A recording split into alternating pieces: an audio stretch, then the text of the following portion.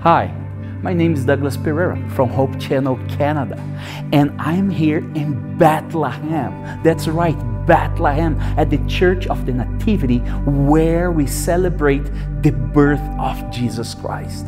Here at this place, God made Himself flesh. He dwelt among us, and because of His life, ministry, resurrection, we can have life.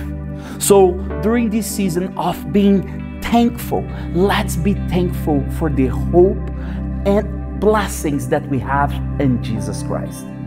May God bless you.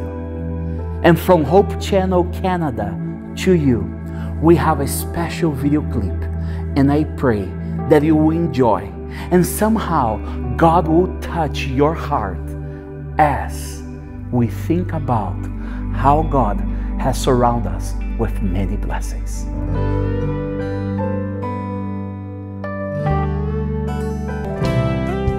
The harvest moon begins to glow for seeds of grace I came to know. Through every storm, my heart is blessed. Your faithful love has brought me rest. Thank you, Lord.